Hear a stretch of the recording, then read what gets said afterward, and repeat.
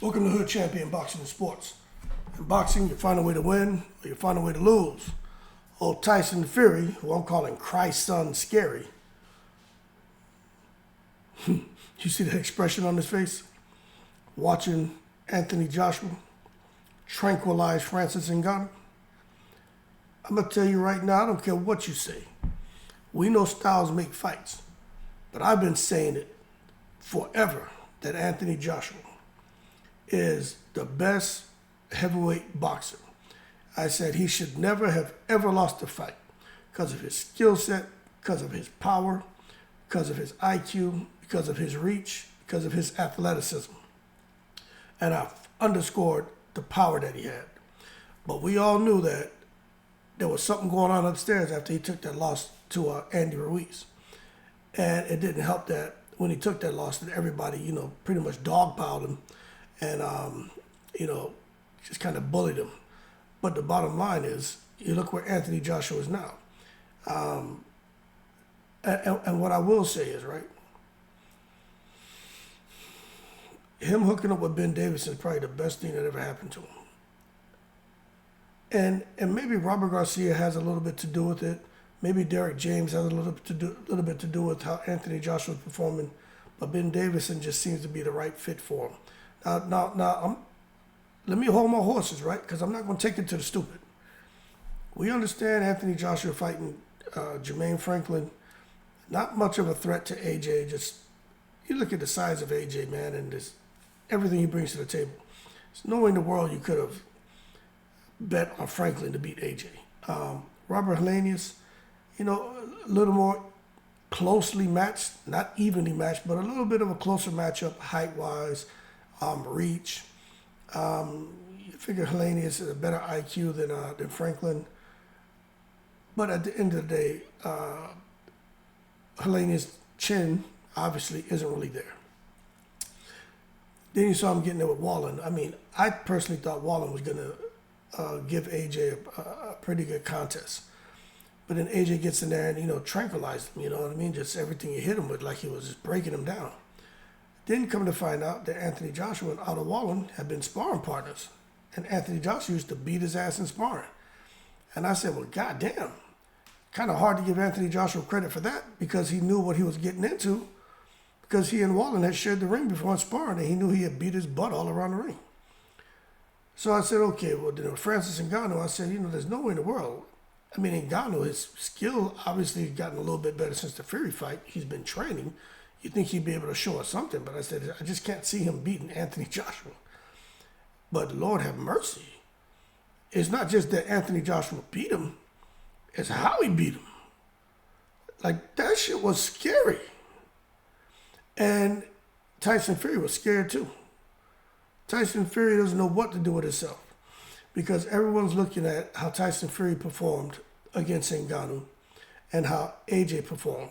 And, they're using those performances as measuring sticks as to how they feel Tyson Fury and AJ would fare against each other when that time comes. Because I personally don't think Tyson Fury will fight AJ. I don't think he will. That's got to be frightening. Like, Deontay Wilder used to always talk about it.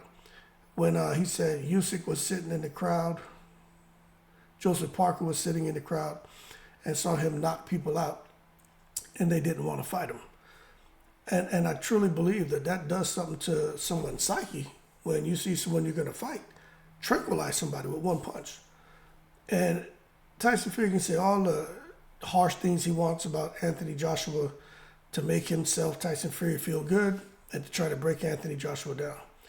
But even Tyson Fury knows that he's up shit creek if he was to fight Anthony Joshua. Even if this was 3, 4, 5 years ago, I think Anthony Joshua would have beat Tyson Fury. Tyson Fury's tall, he's got reach, but the things he was able to do to Wilder, a couple things, right? Wilder really didn't know how to wrestle, how to clinch, how to tussle. I think Tyson Fury, with the weight he had, he was able to kind of bully Wilder around. But also Tyson Fury was out there working with Usman Sajjad, and I'm just going to tell you how I feel. I think Usman Sajjad gave Fury an unfair advantage against Wilder. But you look at, even with all those things, if Fury was to continue with those things that he was doing going into those Wilder fights, I just don't think it would have mattered with AJ. I think AJ, AJ's definitely bigger. I would think he's definitely physically stronger. And I think Tyson Fury would have learned real quick that he can't come in there and lean on AJ and try to do all this crazy shit, because AJ would make him pay, especially fighting in close. AJ can fight in close. Fighting at a distance, AJ can fight at a distance. So when you look at AJ just measuring the distance and realizing he had somebody in the ring with him that didn't belong there, AJ hit him with the goddamn bing bing. And Francis Ngannou was gone. And Tyson Fury is watching that saying, holy shit. In addition to that, Tyson Fury, when you listen to the people who are doing the interviews, Tyson, like Ariel Helwani was sitting there, and Tyson Fury is right there, and he was saying how he's watched Ngannou with guys with the 4-ounce gloves and hitting them with bare fists, kicking them, kneeing them, and Francis Ngannou has never budged. Then he gets in there with AJ tonight, and to see him go down like that, he couldn't process it. It didn't seem normal. Someone who seemed indestructible get destroyed. And Tyson Fury is there, and he's can't help but kind of agree. But Tyson Fury can say what he wants. If he and Ngannou had a street fight, how Tyson Fury would be the only one that got up and walked away, or walked away alive. All the talk he's done, right? Let me tell you, all that trash talking's caught up to Tyson Fury. Okay, let's say he didn't take Ngannou serious, right? Okay, no problem. And Ngannou hit him with a little Cameroonian bing, woke Tyson Fury up. He's taking Usyk serious.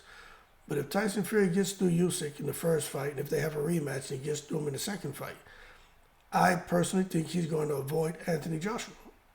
And that's why I'm calling him Christ and Scary. Tyson Fury is the new Canelo. Canelo ducking Benavidez. I thought Canelo was going to fight Benavidez. I said Benavidez got quiet, his dad got quiet. That means that something's at work for Canelo. You know what? They were discussing it. That's why I got quiet. And then they came out talking because the shit fell apart. But I think Tyson Fury is going to do the same thing. I don't think Tyson Fury could live with himself if he went and fought Anthony Joshua and Anthony Joshua knocked his ass out. Him and Eddie Hearn. I just don't think Tyson Fury wants to give AJ bragging rights about knocking him out. And I tell you what, AJ has the momentum going. Right now he has the glow. But I also have to, remain rooted in reality that, Anthony Joshua, he didn't knock out Usyk. He didn't knock out Tyson Fury. He didn't knock out Andy Ruiz. He didn't even knock out Joseph Parker. I gotta be real when I talk about those things. Look at who he's knocked out. Was Otto Wallen, someone he knew and he was kicking and sparring, and Francis Ngannou. So him getting in with Tyson Fury, I think AJ, as long as he has his confidence, I think it knocks Tyson Fury out. I think Tyson Fury's going to try to box, try to move, but AJ pull, counter, slip. AJ has a skill set there. And I think I know Tyson Fury knows it. But Tyson Fury's time is ticking. Time is ticking. So I personally think Christ and Scary is going to avoid Anthony Joshua in that fight. I understand Tyson Fury's about his money, but I just have a feeling, unless Turkey Al-Sheikh can get a contract in place and give Tyson Fury the kind of money that Tyson Fury can't turn down, I don't think Tyson Fury is going to fight Anthony Joshua. I just don't think so. I mean, when you look at what Anthony Joshua did here to Francis Ngannou, that's just crazy. Who would have expected to see something like that happen to Ngannou? But anyway, Christ and Scary, AJ's coming for you. Better figure it out real quick, man. Because Anthony Joshua obviously is on a mission. And he has Ben Davison in his corner. And Ben Davison knows all about Tyson Fury. And if you think about it, Tyson Fury got rid of Ben Davison. See, that's a whole other conversation. After that first Wilder fight. The question is why? Why did he get rid of Ben Davison after that first Wilder fight and go pick up this guy, Sugar Hill? What is it that Ben Davison wasn't willing to do that Sugar Hill was willing to do to somehow resurrect you from being a normal slick boxer to being a knockout artist? What is it that made you feel more comfortable with Sugar Hill? Wouldn't be surprised if Ben Davison speaks on that and gives us a little bit more fidelity on the real reason why Davison and Fury split up. That being said, y'all keep cool. AJ has the upper hand in my opinion, and we're gonna see how everything plays out. I'm in the breeze.